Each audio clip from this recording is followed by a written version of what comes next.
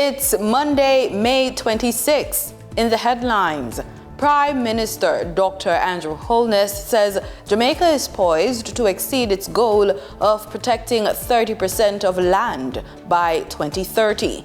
In business news, Supreme Ventures execs have been buying up company shares.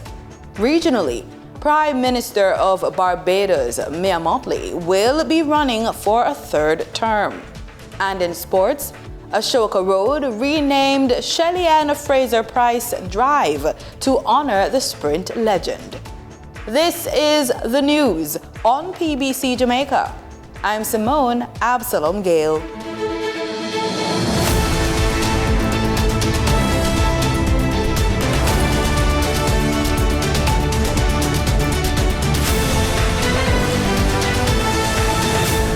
Jamaica is on track to meet and potentially surpass the target of protecting 30% of its landmass by 2030.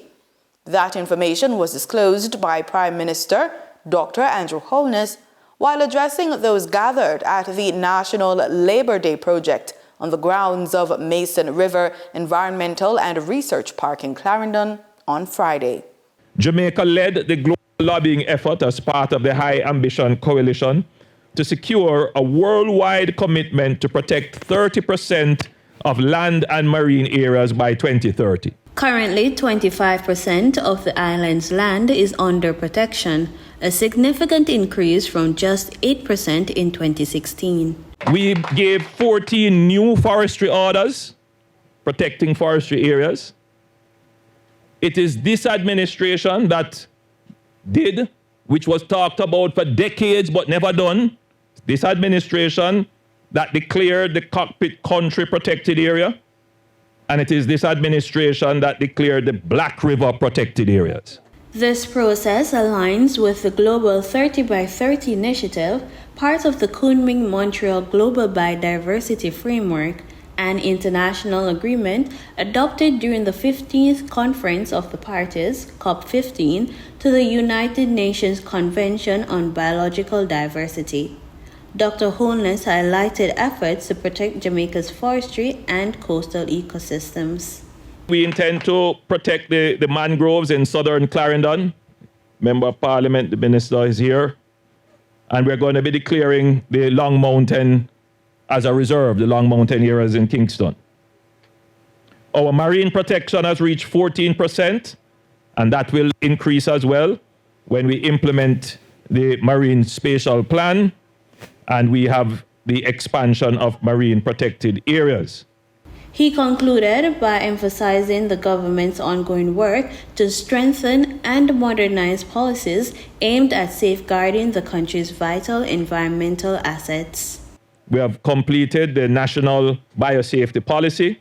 We have completed the Emissions Policy Framework. We have upgraded our climate change policy to make it more aligned with the Paris Declaration. We have upgraded our watershed policy. We have upgraded our forestry policy. We have upgraded our hazardous waste management policy. And we have upgraded our environmental management systems policy.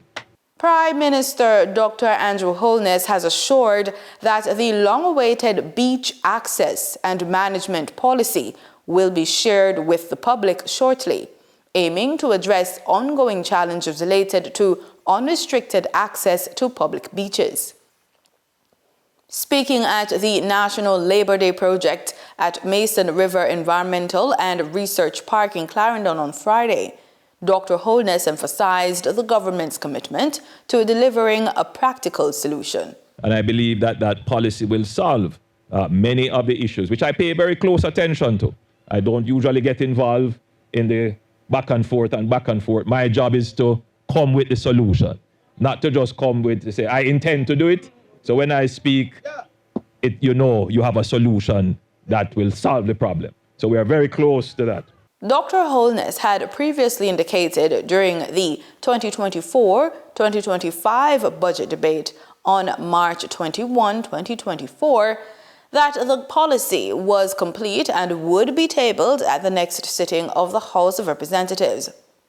The government hopes the policy will provide clarity and balance between public access rights and responsible management of Jamaica's valuable beach resources. 9 state-run children's homes are among 25 institutions set to benefit from a $6.5 million corporate social responsibility initiative launched by microfinance agency Access Financial Services Limited. The program, titled Access Hope, was officially unveiled on May 21 at the company's headquarters in Kingston as part of Access Financial's 25th anniversary celebrations. Under the initiative, the Child Protection and Family Services Agency received $2.25 million on behalf of the 9 children's homes. Additionally, community groups and schools across the island were awarded grants of $250,000 each, totaling $6.25 million in support.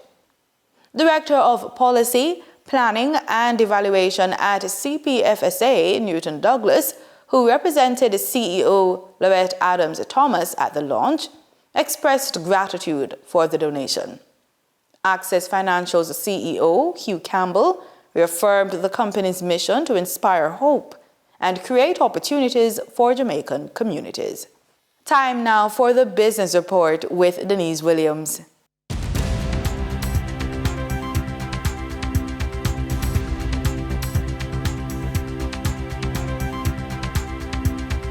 Welcome to today's business report. I'm Denise Williams, here to bring you the stories shaping the financial world and guiding your journey to smarter business decisions. Let's dive into the top headlines. International gaming company with locations in Jamaica and Africa, Supreme Ventures Limited has advised that on May 21, 2025, 2 connected parties purchased $3 million and then another purchase of 439,053 Supreme Ventures shares each. Additionally, Supreme Ventures Limited has advised that on May 16, 2025, a connected party purchased 4,891,813 Supreme Ventures shares and sold 617,558 Supreme Ventures shares. Juicy Patties aims to boost the company's foreign exchange earnings with the expansion into the U.S. Overall, the company has 3 new locations in both Jamaica and the U.S. The restaurant chain recently opened stores in Orlando, Florida, and Brooklyn, New York in the United States. The company is also expanding locally, having recently opened an outlet on the Winston Jones Highway in Mandeville. Jamaica's trade deficit, the difference between merchandise imports and exports, was US $513 million during the month of January this year, as reported by RJR News. Imports fell by 6.1% to US $647.6 million, while exports tumbled by 15.2% to US $134.2 million. The Intermediate Goods and Raw Materials Bill of US $191.6 million was the largest import bill, followed by food and consumer goods and the fuel import bill. On the export side, manufactured goods accounted for US $64.9 million, mining and quarry US $56 million, and agriculture US $7.3 million. For the trading period ending May 22, 2025, these were the most actively traded stocks. Auto dealer Jetcon Corporation Limited with 3,001,124 units traded, representing 21.67% of market sales volume. Toll road operator Trans-Jamaican Highway Limited with 2,256,522 units traded, representing 16.29% of market sales volume. Microfinance lender Dollar Financial Services Limited with 1,305,206 units traded, representing 0.42% of market sales volume. We now shift our focus to the Forex market rate set by the Bank of Jamaica. On May 22, 2025, the Bank of Jamaica reported US $47.45 million purchased and US $51.11 million sold by Forex traders. Forex traders earned $1.24 per dollar, selling the US at $159.49 and buying the US at $158.25. The Canadian dollar netted Forex traders 88 cents per transaction, with selling at $115.28 and buying at $114.40. The British pound yielded Forex traders $3.03 in profits, with selling at $211.21 and buying at $208.18. For our credit report tip of the day, if you have been taught to fear credit or believe that debt is something to avoid at all costs, you've been misinformed. Credit, when used strategically, opens doors to income-generating real estate, scalable investments, and long-term cash flow. In a system that often favors those who already have money, your credit score can level the playing field. It's not about perfection, it's about positioning. And if you're serious about creating, say for example, real estate income, now is the time to fight to stay wealth-minded and take action to build your credit score. Now, when you're building something from nothing and you're moving from financial recovery to financial resilience, for professional women over the age of 45, life isn't winding down. It's evolving with deeper purpose, greater responsibilities, and smarter choices. At this stage, many of us are managing aging parents, raising teens or adult children, or even caring for children with special needs, all while leading in our careers or running business. And through it all, money remains a tool we need to manage with clarity and confidence. So here are some suggestions. With your family, particularly your teenage children, talk openly about credit, debt, and investing, even if you are still learning too. So if you involve your children in goal setting as well, like saving for vacation or a big purchase, it helps them to understand how the real world works. And that wraps up today's business report. I'm Denise Williams, reminding you that every financial decision is a step toward your future. Until next time, stay focused, stay informed, and keep striving for success. See you soon. In regional news, in a major political announcement, Barbados Prime Minister Mia Mottley has confirmed she will lead the Barbados Labour Party into the next general election, reversing her earlier stance not to seek a third term. Speaking at a rally celebrating the government's 7th anniversary and the by-election win of Member of Parliament Chad Blackman, Prime Minister Mottley said ongoing local and global challenges leave her with no choice but to continue serving. She described the decision not as personal, but as one of duty. So, as I say to you tonight, and to the people of St. Michael Northeast, without whom I would be nothing, and to the people of Barbados, who for the last 17 years, when I first became leader of the opposition in January of 2008, you have been with me. You have stayed with me. And I believe now it is my duty to stay with you.